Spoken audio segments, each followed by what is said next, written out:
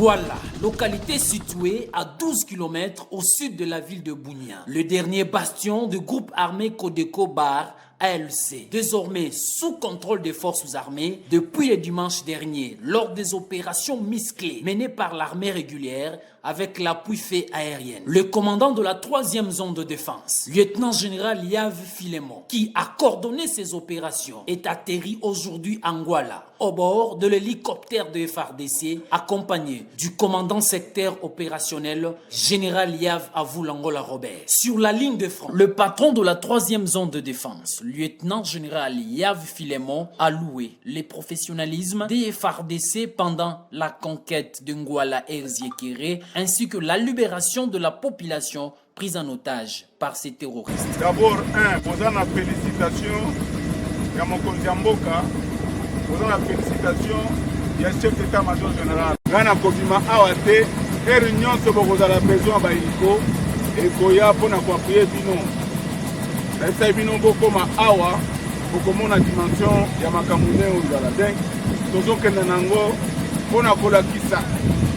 Bakodeko mususu oyo bato ya mobulu oyo bazali na kati ya Bunya ke bango peso bameki tokomatisa sikoyo pression na bandi te ke moto aokoba tokani. Dorénavant, l'autorité de l'État vient d'être restaurée sur cette partie de la République où le drapeau congolais flotte.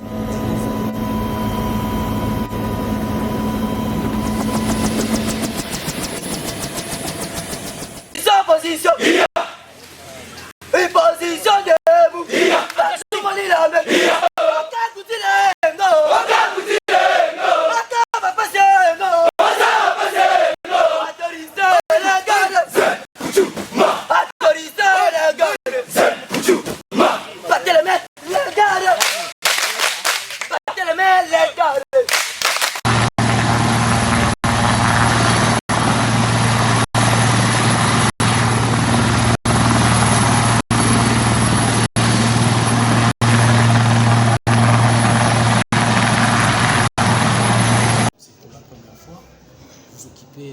En fonction comme gouverneur de province à Matouli, qu'est-ce que la population peut attendre de la population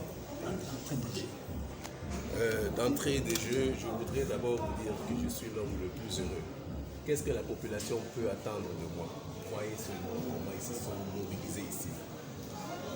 Le commandant suprême a vu que la population avait besoin de la sécurité, d'être sécurisée. Et pour cela, il m'a désigné particulièrement pour être le gouverneur de la province de l'Ituri. Donc, à la population, je dis d'abord merci pour cette mobilisation.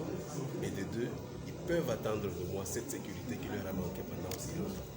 Vous demanderez actuellement à cette population quel est le comportement que cette population doit avoir à ces tables de siège qui doit aboutir à la paix. Certainement, il doit avoir un comportement que la population doit adopter. La population, il faut dire que il faut que nous créions ce que nous disons, une confiance, que nous reconstruisions cette confiance. Je crois que s'ils sont arrivés à ce point, quelque part, il y a eu ce qu'on appelle une rupture de confiance.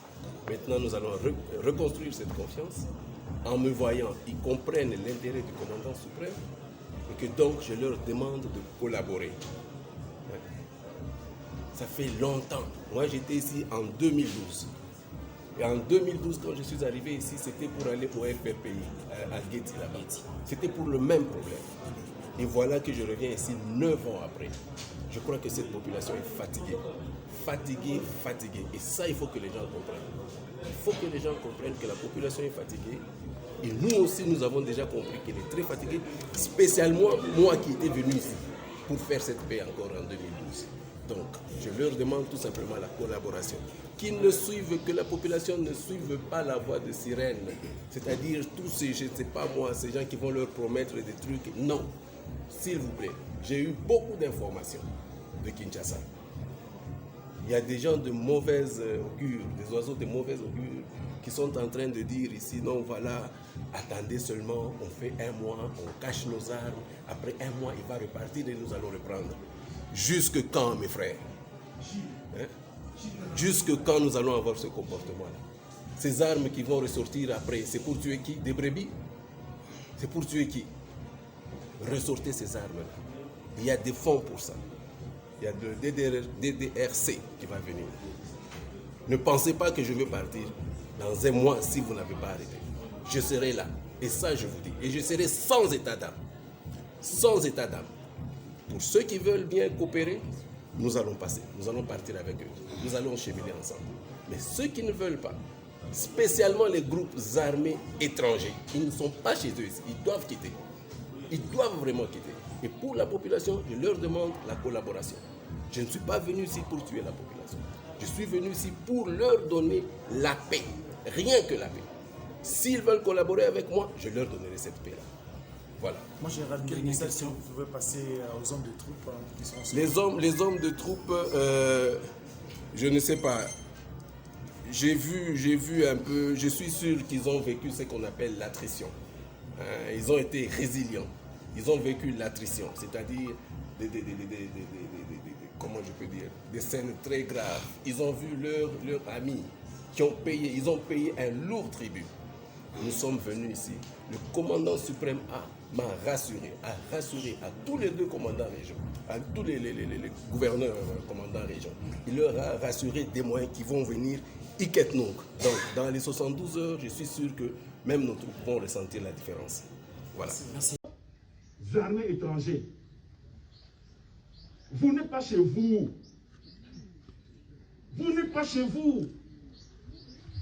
On vous a vu venir ici en réfugié. Qu'est-ce que nous pouvons dire aujourd'hui? Comment vous appelez aujourd'hui? Des réfugiés économiques? Des réfugiés porteurs d'armes? Mais vous nous endeuillez, vous éventrez nos mamans, vous nous violez, les femmes et enfants. Trop, c'est trop. Et à nos militaires, chers gaillards, ce que vous faites aujourd'hui, vous avez déjà fait, c'est un bon job. Vous venez de partout à travers les provinces de la République démocratique du Congo, laissant famille, enfants, vos villages, vos villes, et vous venez ici au secours de vos frères et sœurs du Nord Kivu. Dans la Bible.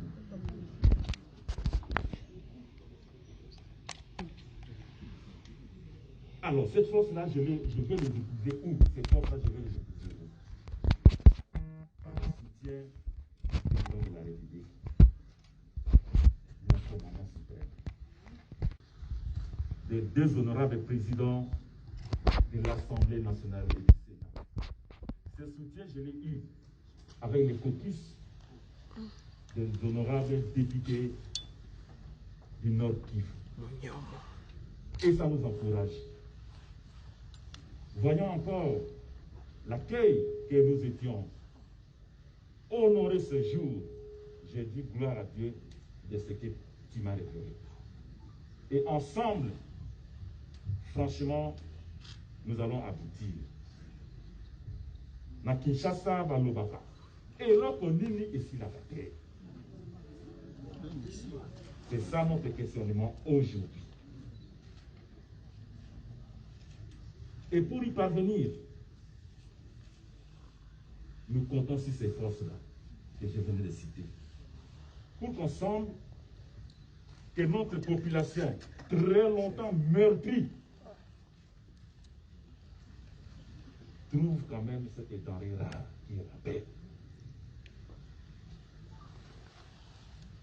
Pour que cette province, pleine d'énergie, pleine de jeunes, que cette province, pleine de ressources, que cette province soit véritablement le moteur du développement de l'Est de la République démocratique du Congo. Tel est notre souci. Les chefs de l'État qui nous envoient ici, ensemble, pour répondre à ses vœux. Les vœux, c'est la paix qui sera retrouvée dans cette province. Son vœu, c'est le rétablissement de l'autorité de l'État dans cette province. Ainsi, nous tous, nous arriverons à cet effet final recherché. Cet effet final recherché, le rétablissement de la paix et la restauration de l'autorité de l'État sur toute la province du Nord Kivu. Je veux avoir un mot pour nos frères qui portent aujourd'hui les armes. Mes chers frères et sœurs, il y a un temps pour tout. Vous souffrez, vous qui êtes aussi en Brousse. 15, 18, 20 ans. Mais en Brousse, il y a beaucoup de choses qui se passent ici et que vous ignorez, vous restez à cet âge-là. Si nous sommes des vrais Congolais, nous en avons assez. Et je lance cet appel vibrant à mes frères et sœurs que nous sommes arrivés. Et que pendant cet état de siège, que vous vous rendez. Vous vous rendez et nous allons vous recevoir sans condition. Il y a le programme de DRC qui est en route. Moi, j'ai le frère Carly, et ça sera effectif. Nous pouvons prendre conscience et nous désolidariser des groupes armés étrangers. Mais nous les avions accueillis comme réfugiés à cause de notre hospitalité. À cause de notre hospitalité. Aujourd'hui, nous payons les coûts. Voilà le message que je vous adresse, chers frères et sœurs porteurs d'armes. Aux groupes armés étrangers. Vous n'êtes pas chez vous. Vous n'êtes pas chez vous. On vous a vu venir ici en réfugié. Qu'est-ce que nous pouvons dire aujourd'hui? Comment vous appelez aujourd'hui? Des réfugiés économiques? Des réfugiés porteurs d'armes? Mais vous nous endeuillez, vous éventrez nos mamans, vous nous violez, les femmes et enfants. Trop, c'est trop. Et à nos militaires, chers gaillards, ce que vous faites aujourd'hui, vous avez déjà fait, c'est un bon job. Vous venez de partout à travers les provinces de la République démocratique du Congo. Laissant famille, enfants, vos villages, vos villes, et vous venez ici au secours de vos frères et sœurs du Nord Kivu.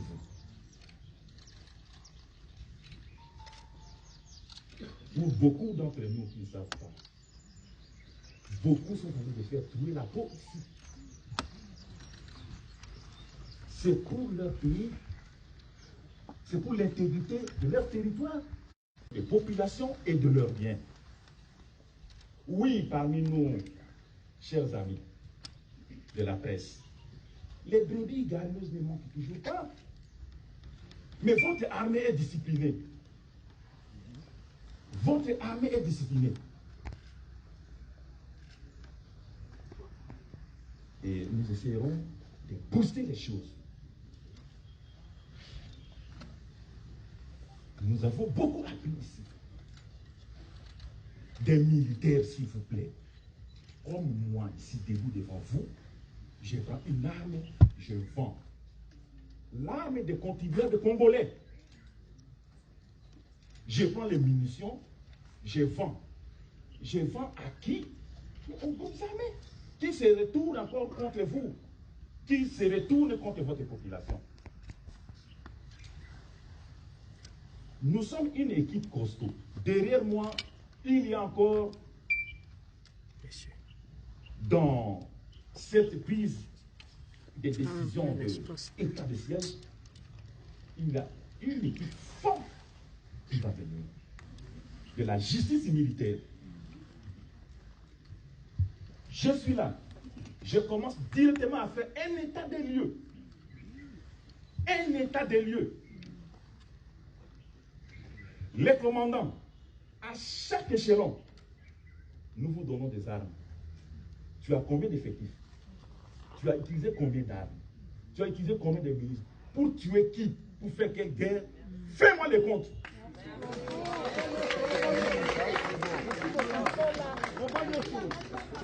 Ainsi, avec les concours de vous tous, que nous mettons un peu fin à cette histoire. À cette histoire.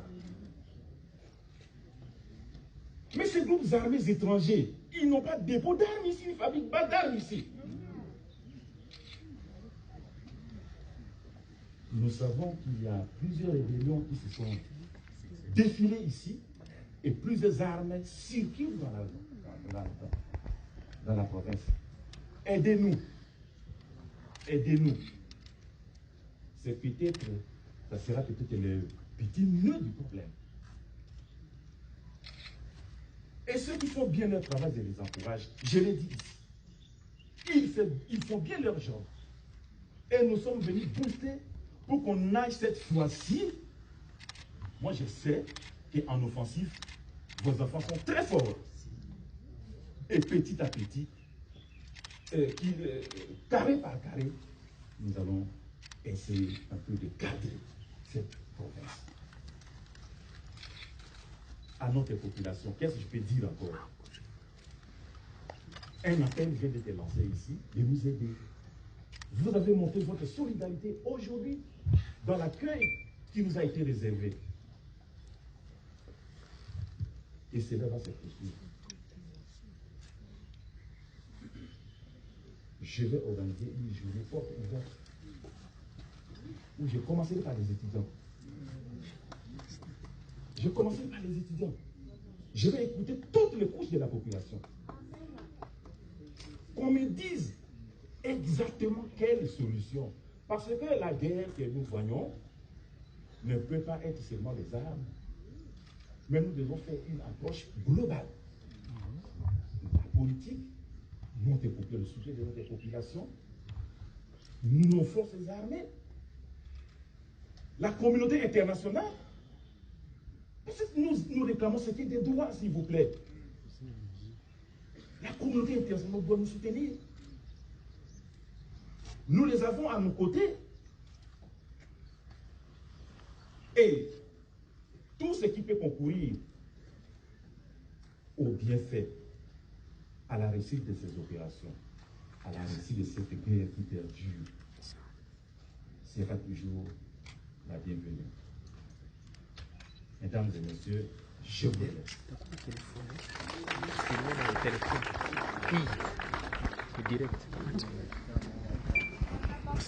Merci, nous sommes arrivés à la fin. Nous allons observer la sortie de nos autorités, le gouverneur militaire, lieutenant général Dima Pogba Constant, accompagné du gouverneur sortant Kalizan Kassibita ainsi que le vice-gouverneur Oumi Ekuka, accompagné de Marie Gao. La presse ne partait pas encore. Vous avez une grande information.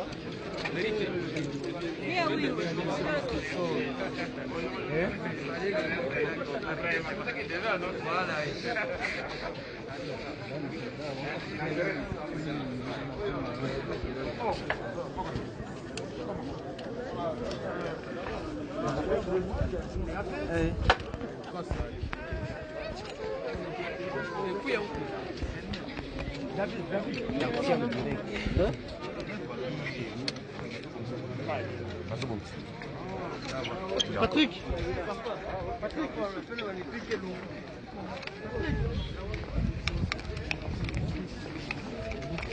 Les petits, ça se